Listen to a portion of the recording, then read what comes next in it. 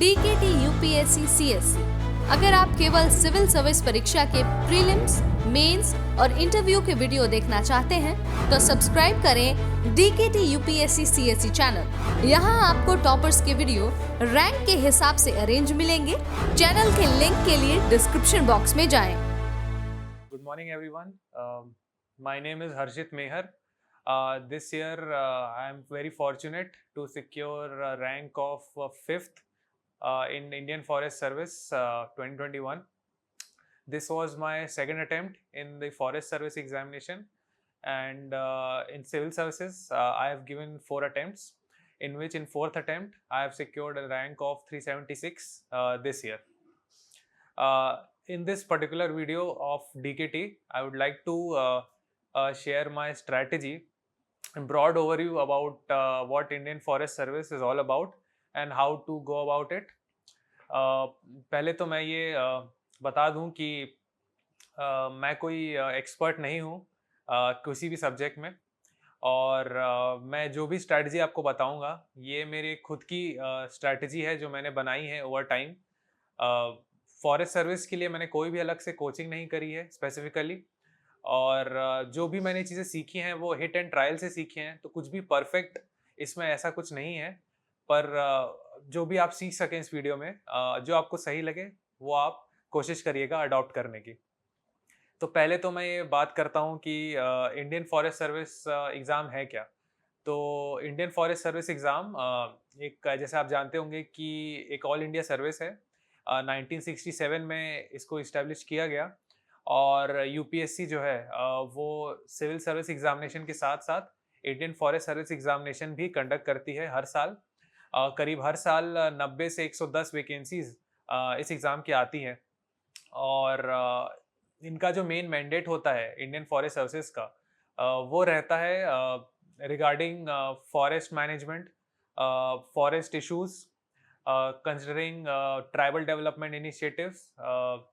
Apart from that, conducting plantation works, wildlife conservation, protecting forests from fires, and also इसके अलावा forest service officers जो हैं वो development initiatives जो होते हैं जो फॉरेस्ट एरियाज में कंडक्ट करने होते हैं, whether it could be road making और whether it could be any infrastructure development, ये भी फॉरेस्ट सर्विसेज ऑफिसर के दायरे में आता है।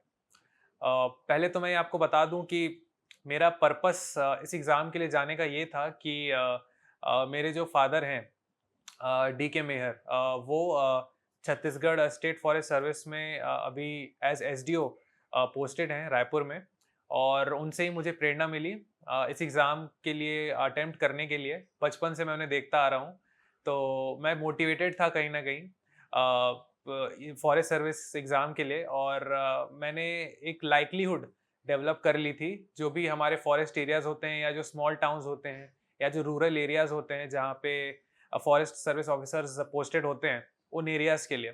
तो इसलिए मैं इस एग्ज़ाम के लिए मैं अपीयर हुआ। अगर मैं आपको बात करूँ एक जनरल स्ट्रैटेजी की, मैं आपको बात करना चाहूँगा। तो जैसे कि हम जानते हैं 3 स्टेजेस में ये एग्ज़ाम होता है, प्रीलिम्स, मेंस और इंटरव्यू। और प्रीलिम्स जो होता है इंडियन फॉरेस्ट सर्विस का, वो होता है कॉमन सिविल सर्विस प्रीलिम्स के साथ। बस जो कट ऑफ होती है इंडियन फॉरेस्ट सर्विस एग्ज़ाम की, वो करीब 10 से 12 या 15 मार्क्स ज़्यादा होती है। अगर मैं इस ईयर की बात करूँ तो सिविल सर्विस का जो कट ऑफ आया है प्रीलिम्स का, वो आया है अराउंड 87 मार्क्स। और अगर मैं बात करूँ forest service prelims cut off की, तो वो आया है 99.6 अगर मैं जनरल कैटेगरी की बात करूँ तो आप देख सकते हैं कि करीब 13 मार्क्स ज़्यादा है, और ऐसा ही हर साल करीब होता है ट्रेंड। तो इसके लिए मैं बताना चाहूँगा कि पहली चीज़ तो फॉरेस्ट सर्विस एग्ज़ाम में प्रीलिम्स क्वालिफाई करना सबसे बड़ा हर्डल मुझे लगता है। इसकी मैं आपको एक पर्सनल स्टोरी भी ज़रूर बताऊँगा, क्योंकि पहले के 2 अटेम्प्ट से मेरा प्रीलिम्स क्लियर नहीं हुआ था। बट प्रीलिम्स जो है ये सबसे बड़ा हर्डल है। अगर आपको फॉरेस्ट सर्विस एग्ज़ाम देना है तो अगर आपका प्रीलिम्स क्लियर हो जाता है तो उसके बाद बहुत कम बच्चे होते हैं। जैसे कि अगर मैं इस बार की बात करूं तो around 1800 students qualified to give forest service mains. तो आप देख सकते हैं कि बहुत कम हो जाता है कंपटीशन। अगर मैं सिविल सर्विस एग्जामिनेशन की बात करूं जिसमें जो मेंस लिखते हैं उनकी संख्या करीब 10 से 12,000 होती है। तो आप देख सकते हैं कि कंपटीशन बहुत ज़्यादा प्रीलिम्स में ही हट जाता है फॉरेस्ट सर्विस एग्जाम में। तो प्रीलिम्स इसका बहुत इंपॉर्टेंट स्टेज है। उसके बाद आता है मेंस, जो कि अराउंड 1400 मार्क्स का होता है, जो रिटन होता है हमारा, जिसमें कि एक जीके का पेपर होता है 300 मार्क्स का, एक इंग्लिश का पेपर होता है 300 मार्क्स का, और दो ऑप्शनल के पेपर्स होते हैं। दो ऑप्शनल सब्जेक्ट्स होते हैं जिसके ईच दो दो पेपर होते हैं। एक ऑप्शनल सब्जेक्ट के 400 नंबर होते हैं। तो इस हिसाब से 1400 मार्क्स का मेंस होता है। इसका लास्ट स्टेज जो इंटरव्यू होता है वो 300 नंबर का होता है। तो इस हिसाब से 1700 नंबर की मेरिट लिस्ट बनती है फॉरेस्ट सर्विस एग्जाम में। अब मैं आपको बताऊंगा कि सेपरेटली प्रीलिम्स, मेंस और इंटरव्यू में क्या मैंने फॉलो किया। पहले मैं बात करता हूँ प्रीलिम्स की। तो प्रीलिम्स में मैं जनरल आपको बताऊं तो मैंने अब तक 5 प्रीलिम्स दिए हैं, और उसमें से जो पहले के 2 प्रीलिम्स थे उसमें मेरा सिविल सर्विस का ही कट ऑफ क्लियर नहीं हुआ था, और पहले 2 प्रीलिम्स में मैं फॉरेस्ट सर्विस के लिए मैंने अटेम्प्ट भी नहीं किया था। उस वक्त मेरा ऑप्शनल ज्योग्राफी हुआ करता था, और ऐसा कुछ हुआ कि मुझे रियलाइजेशन हुआ कि ज्योग्राफी मेरे लिए सही ऑप्शनल नहीं है। तो और मैं फॉरेस्ट सर्विस भी अटेम्प्ट करना चाहता था, तो मैंने अपना ऑप्शनल चेंज किया और मैं जियोलॉजी, जो कि ऑप्शनल है, वो मैंने लिया। इसकी स्टोरी भी मैं आपको एक सेपरेट डीकेटी वीडियो में ज़रूर बताऊंगा। तो प्रीलिम्स का जो मेरा थर्ड अटेम्प्ट था वो मेरा पहला अटेम्प्ट था जिसमें मैंने सिविल सर्विस और फॉरेस्ट सर्विस दोनों के लिए अप्लाई किया। उस अटेम्प्ट में मेरा प्रीलिम्स सिविल सर्विस का तो क्लियर हो गया, बट फॉरेस्ट सर्विस का प्रीलिम्स की कट ऑफ नहीं क्लियर हुई।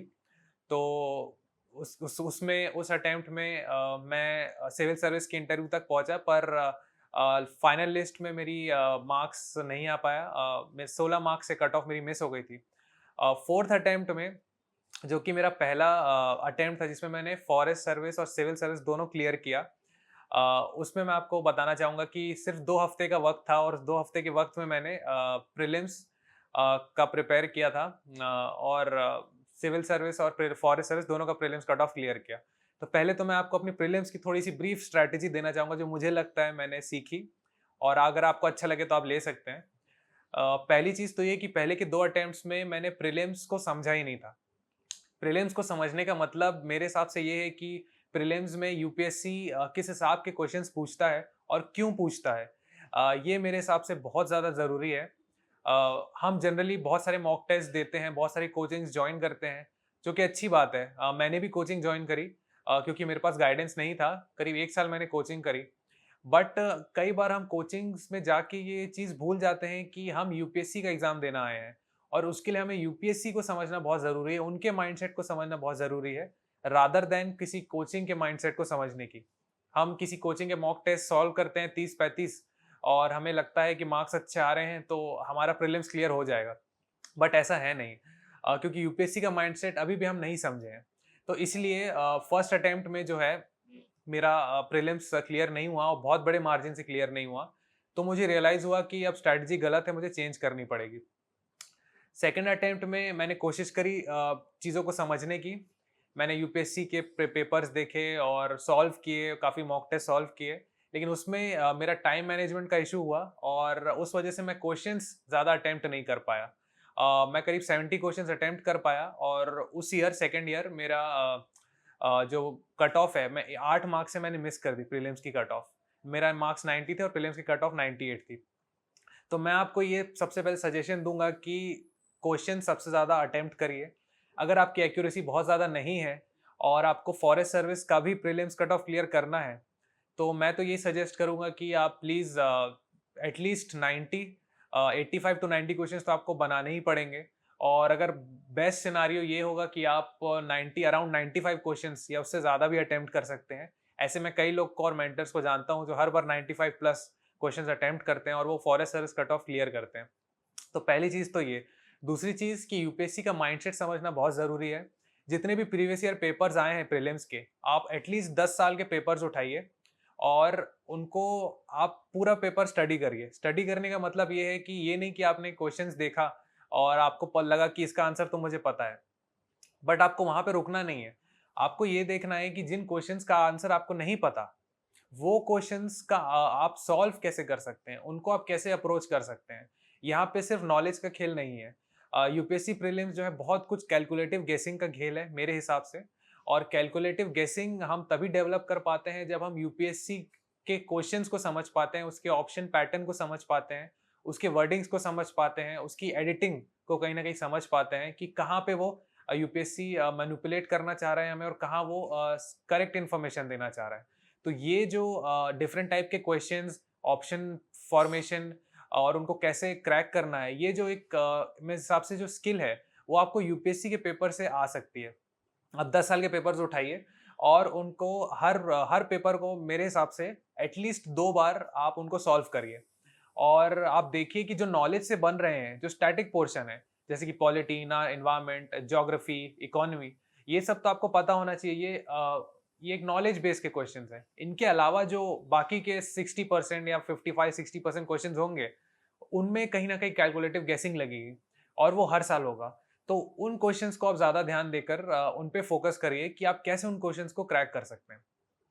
ये 2 चीज़ें मैंने अडॉप्ट करी थी और स्पेसिफिकली मैं बोलना चाहूँगा कि मैंने प्रीलिम्स की स्ट्रैटेजी के लिए अंशुमन रजहान सर हैं, उनके डीकेटी के वीडियोस और उनके यूट्यूब चैनल भी हैं। वो 2018 इंडियन फॉरेस्ट सर्विस एग्ज़ाम में उन्होंने 11th रैंक हासिल करी थी, तो उनके वीडियोस से मुझे हेल्प हुई और उनको मैंने एक्सटेंसिवली फॉलो किया। उनके अलावा प्रीलिम्स के लिए मैंने मनीष कुमार सर हैं, AIR 53, जो कि IAS हैं झारखंड कैडर के, उनके भी मैंने प्रीलिम्स के कुछ वीडियोस देखे और एक स्ट्रैटेजी बनाने की कोशिश की। इसके कारण मुझे लगता है कि प्रीलिम्स में मुझे सफलता मिली है। इसके बाद मैं बोलना चाहूँगा प्रीलिम्स के लिए एक छोटी-सी चीज़ कि प्रीलिम्स में मुझे लगता है कि करंट अफेयर्स का रोल जो है बहुत ज़्यादा लिमिटेड है। एक तरह से कि आप उसको प्रिडिक्ट कर उतना नहीं कर सकते, क्योंकि स्टैटिक पोर्शन आपको पता है 30-40% क्वेश्चंस उसमें से आने ही आने हैं और वो स्टैंडर्ड बुक से कवर हो जाते हैं। तो उनको आपको ज़्यादा फोकस करना चाहिए कि आप उनको अटेम्प्ट कर लें और अच्छे से रिवाइज़ कर लें, ताकि एटलीस्ट इन 30-40% क्वेश्चंस में आपका हिट रेट जो है या सक्सेस रेट जो है वो मोर देन 95% हो। और बाकी के 60% जो है वो आप कैलकुलेटिव गेसिंग से करिए। करंट अफेयर्स के क्वेश्चंस उतने मेरे लिए तो उतने हेल्पफुल नहीं होते थे, क्योंकि वो बहुत रैंडम मुझे लगता था। तो मैं प्रीलिम्स के लिए तो करंट अफेयर्स फोकस्ड स्टडी उतनी नहीं करता था, मैं मेंस के अकॉर्डिंग ही स्टडी करता था और उससे जो अंडरस्टैंडिंग बनती थी उसके अकॉर्डिंग मैं क्वेश्चन सॉल्व करने की कोशिश करता था।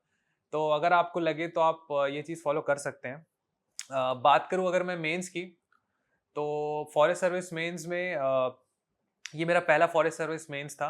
और इसमें मुझे बिल्कुल भी मैंने कोई कोचिंग नहीं ली और मुझे थोड़ा-सा आइडिया नहीं था कि कैसे प्रिपेयर करना है। और मेरा ऑप्शनल एक जियोलॉजी मैंने बताया जो मैंने लिया, जो मेरा कॉमन था सिविल सर्विस में भी, तो उसमें मेरा प्रिपेयर्ड था कहीं न कहीं। बट फॉरेस्ट्री जो सब्जेक्ट है सेकंड ऑप्शनल, वो मुझे बिल्कुल भी पता नहीं था मैं कहाँ से प्रिपेयर करूँ। और उस वक़्त कोविड की फर्स्ट वेव भी आई हुई थी, तो उस टाइम ज़्यादा गाइडेंस भी नहीं थी और मैंने एक बिल्कुल फॉरेस्ट एरिया है जगदलपुर जहाँ मेरे फादर की पोस्टिंग थी, वहाँ रहकर मैंने तैयारी करी, स्टार्ट करी फॉरेस्ट्री पढ़ने की। तो सबसे पहले तो जो मैंने गाइडेंस खोजी वो मुझे फादर के थ्रू ही खोजी। मैंने अपने फादर को से पूछा कि कैसे पढ़ना चाहिए और उन्होंने मुझे कुछ जो छत्तीसगढ़ में जो इंडियन फॉरेस्ट सर्विस ऑफिसर्स हैं उनसे कांटेक्ट कराया और मैंने उनसे सीखने की कोशिश करी कि कैसे फॉरेस्ट्री को अप्रोच कर सकते हैं। मैंने ऑनलाइन वीडियोस देखे, डीकेटी के और भी बहुत सारे चैनल्स हैं यूट्यूब पे। तो मैंने एक ब्रॉड फ्रेमवर्क बनाया, जैसे कि प्रभाकर प्रियदर्शी सर हैं, आरुषि मिश्रा मैम है, AIR 2 2017 फॉरेस्ट सर्विस एग्जाम की। तो एक मैंने ब्रॉड स्ट्रेटजी बनाई बुक लिस्ट की सबसे पहले। तो मुझे समझ में आया कि मणिकंदन एंड प्रभु एक बुक है जो हर कोई पढ़ता है, तो मैंने उसको सबसे पहले खरीदा और उसको पढ़ना स्टार्ट किया। तो मुझे रियलाइज़ हुआ कि हालाँकि वो बुक कहीं न कहीं कॉपी पेस्टेड है बहुत सारी बुक से, बट वो एक कॉम्प्रिहेंसिव सिलेबस फॉरेस्ट्री का आपके लिए कवर कर देती है। तो मुझे लगा कि ये हेल्पफुल है। तो सबसे पहले तो मैंने फॉरेस्ट्री का जो नोट्स हैं अपने बनाने स्टार्ट कर दिए मणिकंदन एंड प्रभु बुक से। और उसके बाद मैंने कुछ-कुछ बुक्स अपनी स्टडी करी, जैसे कि टॉपिक वाइज़ मैं आपको एक सेपरेट वीडियो में बताऊँगा, बट लार्जली मैंने इस बुक को फॉलो किया। और मैंने फॉरेस्ट्री में ज़्यादा कोशिश करी कि मैं चीज़ों को रिलेट कर सकूँ अपने एनवायरनमेंट से।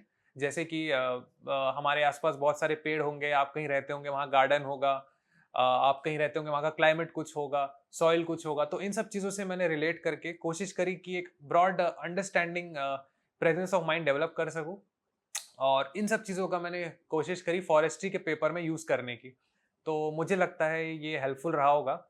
जीके की स्ट्रैटेजी की मैं बात करूँ तो जीके में 300 मार्क्स का ही पेपर होता है, और क्योंकि मैं सिविल सर्विस भी दे रहा था, तो उसके लिए मैंने सेपरेटली कुछ स्टडी नहीं किया। जब फॉरेस्ट सर्विस का मैं मेंस दे रहा था, तो डेफिनेटली मैंने पुराने पास्ट ईयर पेपर्स उठाए, और मैंने एक ट्रेंड देखा। लार्जली मैंने देखा कि जो थोड़ा सा डिफरेंस है जीके के पेपर में और जीएस 1, 2, 3, 4 जो सिविल सर्विस में होता है उसकी तुलना में, कि कुछ पोर्शंस जैसे कि एंशिएंट इंडिया, मिडीवल इंडिया, इन सब के क्वेश्चन जो हिस्ट्री से आते हैं वो जीके में ज़्यादा आते हैं फॉरेस्ट सर्विस में। इसके अलावा जो इकोनॉमी के जो स्टैटिक कुछ क्वेश्चंस हैं वो मुझे जीके में पेपर में देखे, जैसे कि रिसेशन का क्वेश्चन हो गया, या कोई जीडीपी का क्वेश्चन हो गया, इकोनॉमी के जो स्टैटिक पोर्शंस हैं। इसके अलावा साइंस एंड टेक पोर्शन से जीके में काफ़ी क्वेश्चंस आते थे जो कि रैंडम भी होते थे और करंट अफेयर्स के भी मुझे दिखे। तो उसके लिए मैंने कोशिश करी थोड़े से नोट्स बनाने की करंट अफेयर से, बट ओवरऑल मुझे लगता है कि साइंस एंड टेक का जो पोर्शन आया जीके में इस साल, वो मैंने लार्जली प्रिपेयर नहीं किया था, वो मुझे खुद प्रेजेंस ऑफ माइंड से ही करना पड़ा। तो मैं ये बोलूँगा कि आप ब्रॉड स्ट्रैटेजी जो जीएस में है आपकी सिविल सर्विस में, वो आप जीके में भी दे सकते हैं। अगर मैं बात करूँ इंग्लिश की, तो इंग्लिश में मैं अपनी मम्मी से काफ़ी टिप्स लेता रहता हूँ, और वो मुझे हमेशा कहती है कि किसी भी चीज़ को लाइटली नहीं लेना चाहिए। तो इस कारण से मैंने इंग्लिश को, हालांकि मैं कॉन्फिडेंट था इंग्लिश पेपर में, बट मैंने उसे बिल्कुल भी लाइटली नहीं लिया, और मुझे ये पता था कि काफ़ी ज़्यादा स्कोरिंग है। तो इसलिए मैंने इसकी सेपरेटली इसके लिए नोट्स बनाए, जिसमें मैंने जो पास्ट ईयर पेपर्स हैं उनको मैंने देखा, और उसके अकॉर्डिंग लेटर, जैसे आपको पता है इसमें लेटर राइटिंग आता है, इसमें ऐसे आपको लिखना होता है, इसमें आपको प्रेसी लिखना होता है, इसमें ग्रामर के पोर्शंस आते हैं। तो इनके मैंने क्वेश्चंस जो है इनके सॉल्व करने लगा, और एक कॉपी बना ली जिसमें मैंने इनके आंसर्स लिखे, और एक स्ट्रक्चर्स बना लिए, जैसे कि प्रेसी का स्ट्रक्चर या फिर लेटर का स्ट्रक्चर।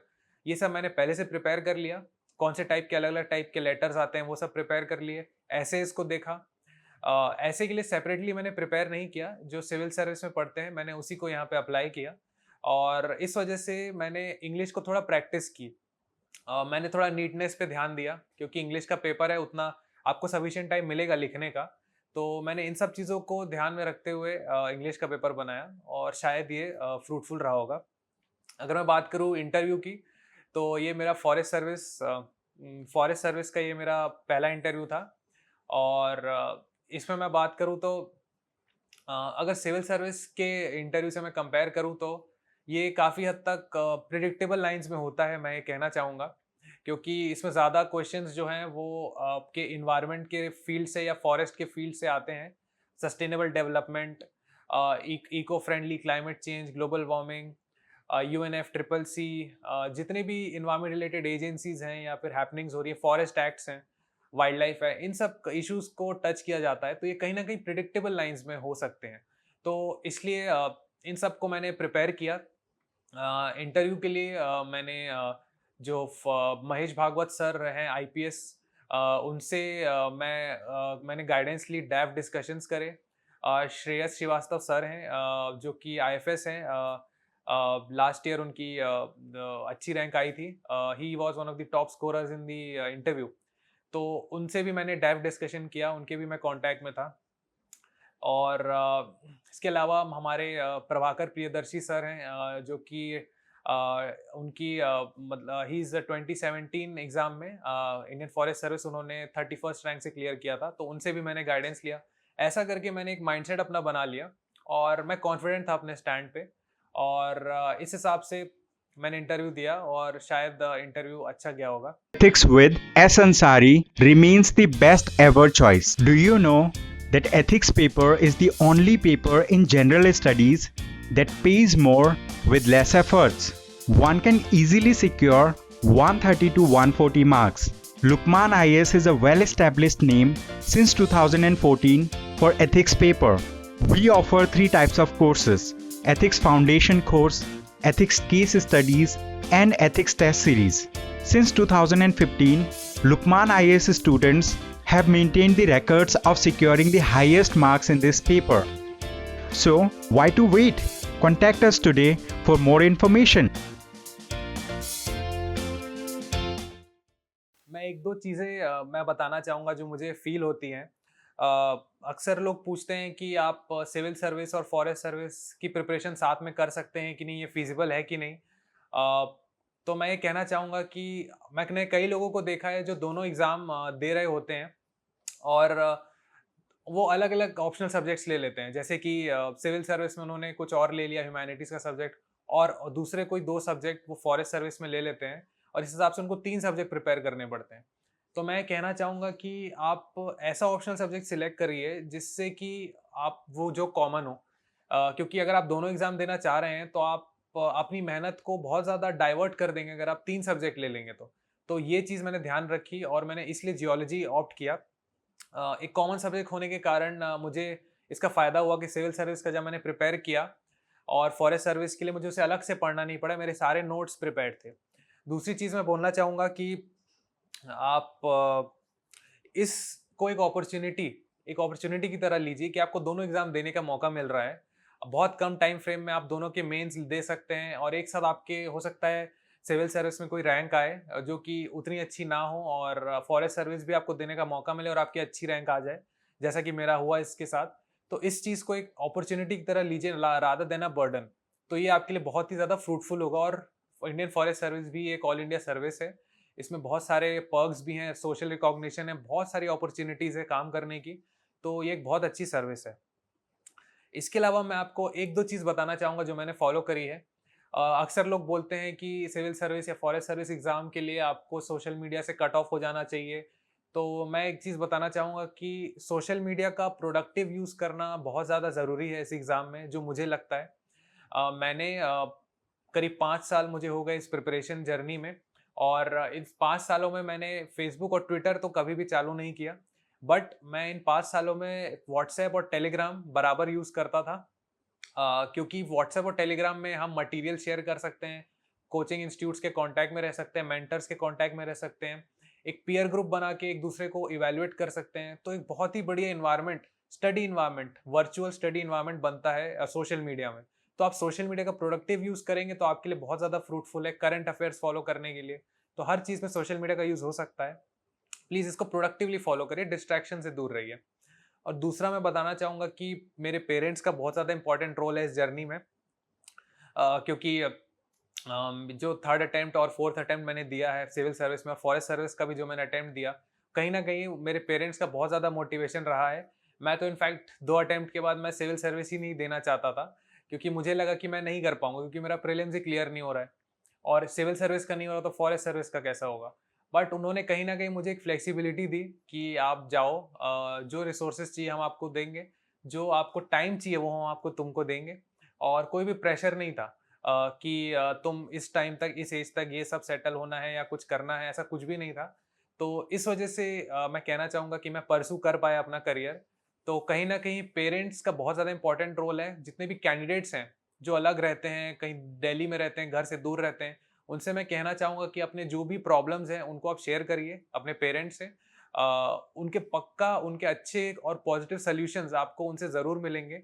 ज़रूरी नहीं है कि वो कोई ब्यूरोक्रेट ही हो या आईएएस या आईपीएस या आईएफएस ही हो आपकी प्रॉब्लम सॉल्व करने के लिए। मेरी mother normal, she is a housewife, मेरे पापा स्टेट फॉरेस्ट सर्विस में है। लेकिन कई बार मेरे सबसे ज़्यादा बड़ी प्रॉब्लम्स का सल्यूशन जो है वो मेरी मदर से ही मुझे आया है। तो मैं ये कहना चाहूँगा, प्लीज़ अपने पेरेंट्स का सपोर्ट लीजिए और पॉजिटिव लोगों से सराउंडेड रहिए ताकि आप सक्सेसफुल हो सकें।